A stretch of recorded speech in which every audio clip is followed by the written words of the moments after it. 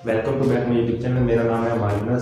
आज हम बात करने वाले हैं रमज़ान के बारे में। माह रमज़ान के अंदर रोज़े रखने के फ़वाइद क्या होते हैं।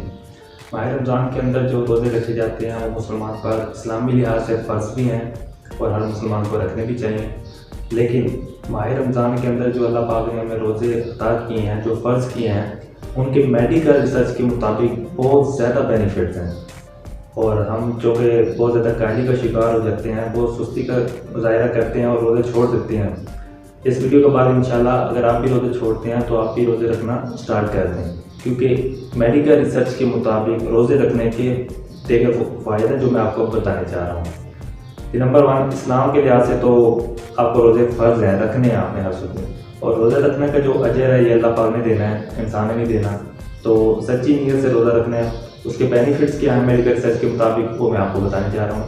कि नंबर 1 इज़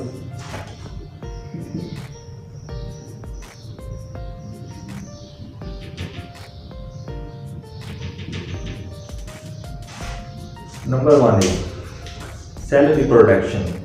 रमज़ान के एक महीना रोज़े रखने से आपके जो सेल हैं, सर से लेकर पाँव तक, उंगली के पोरों तक और पाँव के पोरों तक, कंप्लीट इंसानी जिस्म के अंदर बेशुमार सेल पाए जाते हैं और ये अल्लाह ताला का एक निज़ाम है। और हमारे सेल ही हमारे अंदर जो है हमको एक स्ट्रॉन्ग बनाए हुआ, हमारी इम्यूनिटी को स्ट्रॉन्ग रखते हैं। जैसे कि रेड ब्लड सेल है, इनके अंदर वाइट ब्लड सेल है, प्लेटलेट्स हैं और दीगर बहुत सेल्स हैं। इसके अलावा कुछ सेल ऐसे होते हैं जो बीमारियाँ फैलाने का बायस होते हैं, जो कि लाइपोमा हो गया, इसके अलावा कैंसर के हो गए और बहुत ज़्यादा सेल्स मौजूद होते हैं आपके अंदर। अगर माह रमज़ान के आप रोज़े रख रहे हैं तो आपकी सेल रिप्रोडक्शन होती है, मतलब जो आपके नुकसानदेह सेल्स हैं वो डेड होना शुरू हो जाते हैं। 30 दिन के रोज़े रखने से आपके जो सेल हैं वो डेड होना शुरू हो जाते हैं, जो कि बैक्टीरियल इन्फेक्शन या कोई कैंसर के सेल मौजूद होते हैं वो डिकम्पोज होने शुरू हो जाते हैं और गल सड़ जाते हैं और बीमारी ख़त्म हो जाती है बिल्कुल। इसके अलावा जो आपके red blood cell, white blood cell और प्लेटलेट्स, आप अफ्तारी के अंदर अगर आप फूड को मैनेज करते हैं तो आपकी सेल रिप्रोडक्शन होती है इसके साथ, और आपका खून भी दोबारा बनना शुरू हो जाता है और अच्छा फ्लो उसमें होता है। अगर हार्ट के पेशेंट हैं तो आपके रिप्रोडक्शन ज़रूरी है आपके सेल को। अगर आपके सेल सही तरह वर्क नहीं करेंगे तो आपके हार्ट के अंदर कोलेस्ट्रॉल जमा हो जाएगा। कोलेस्ट्रॉल जमा होने से आपको हार्ट अटैक हो सकता है। इसके बाद नंबर 2 जो है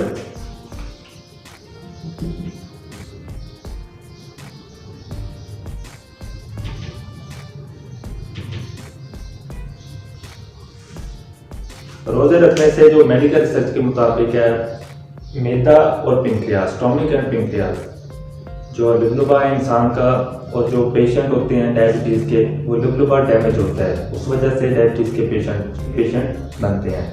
जो डायबिटीज़ के पेशेंट होते हैं लुबलुबा के डैमेज होने की वजह से बनते हैं। इसके अलावा जो स्टोमिक है, हाजमा, अगर आप रोज़े रखते हैं तो आपका हाजमा, स्टोमिक बिल्कुल ठीक हो जाता है।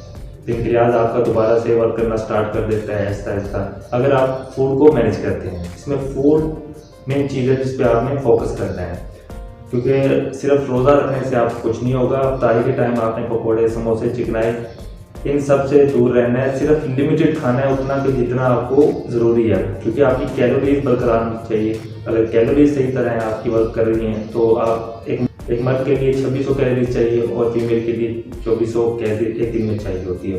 तो आपने अपनी कैलोरीज मैनेज करनी है किसी न्यूट्रिशन से बातचीत करके, किसी न्यूट्रिशन से आप या चार्ट लेकर या आप मैनेज कर सकते हैं, किसी एप्लीकेशन के ज़रिए आप मैनेज कर सकते हैं डाइट को। स्टोमिक और पेंक्रियास रोज़ा रखने से दोनों बेहतरीन हो जाते हैं। इनके अंदर जो स्टोमिक के अंदर जो गैसेज होती हैं और इसके अलावा जो एसिड्स होते हैं, रोज़ा रखने से वो डाइजेशन के लिए बहुत ज़रूरी होते हैं, क्योंकि जब भी स्टमक के अंदर खुराक आती है सबसे पहले उसने नर्व सेल को पैगाम देना होता है कि इसके अंदर कौन सा एसिड हमने उसके अंदर डाइजेस्ट के लिए ज़रूरी है। अगर आप अफ्तारी टाइम फ़ौरन समोसे पकौड़े खाते हैं तो आपका डाइजेशन और ज़्यादा ख़राब हो जाएगा और गैसेज पैदा होगी और दीगर मसाइल बहुत ज़्यादा बनते हैं इससे। अगर आपकी खुराक सही तरह डाइजेस्ट नहीं होगी तो आपका कब्ज़, बवासीर, इस तरह के बहुत से मसाइल हो सकते हैं। इसके अलावा रोज़ा रखने से आप फिजिकल फिट रह सकते हैं, क्योंकि आम हालात में हम सारा दिन खाते पीते रहते हैं, जिसकी वजह से हमारा मैदा भी डिस्टर्ब रहता है और हम वर्क नहीं करते, एक ही जगह पर लेटे रहते हैं सारा दिन।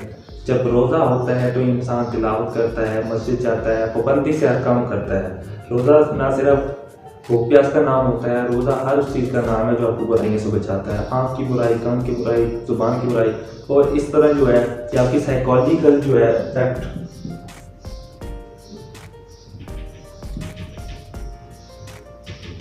आपके मेंटल लेवल जो है, रोज़ा आपके मेंटल लेवल को बिल्कुल ठीक करता है, क्योंकि दिमाग के अंदर 11 महीने के अंदर जो आपकी ग्रंथ भरा है सोशल मीडिया के जरिए और बुरी चीज़ें देखकर जो भी है एक्स्ट्रा, बाकी आप बेहतर जानते हैं, तो उस वजह से दिमाग जो है डिप्रेशन, एंग्जाइटी और दीगर मसाइल का शिकार होता है।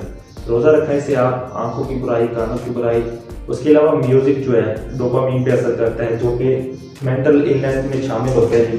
मेंटल इलनेस से आप निजात पा सकते हैं रोज़ा रखने से। इसके अलावा जो डिप्रेशन के मरीज़ हैं, एंग्जाइटी है, रोज़ा रखने से इन पर पूरा काबू किया जा सकता है, क्योंकि रोज़ा रखने के बाद आप रोज़े के ऊपर मुकम्मल तौर पर इस्लामी तालीमात के मुताबिक अमल करते हैं। आँख, कान, जुबान, हाथ पाँव, हर तरह की बुराई से आप बचते हैं अगर रोज़ा रख के, तो इंशाल्लाह आप डिप्रेशन, मेंटल इलनेस और फिज़िकल तीनों चीज़ों से बिल्कुल पार हो सकते हैं, बिल्कुल ठीक हो सकते हैं और सेहतमंद ज़िंदगी गुजार सकते हैं। इसके अलावा नेक्स्ट मेरी अभी इसके ऊपर रिसर्च चल रही है, तो इंशाल्लाह जो नेक्स्ट रिसर्च होगी उस वीडियो के लिए वेट कीजिए। अगर आपको हमारी ये वीडियो पसंद आई है तो हौसला अफजाई ज़रूर करें, चैनल को सब्सक्राइब कर लें, मज़ीद इस तरह की वीडियो अपलोड होती रहेंगी। मिलते हैं इंशाल्लाह नेक्स्ट वीडियो में।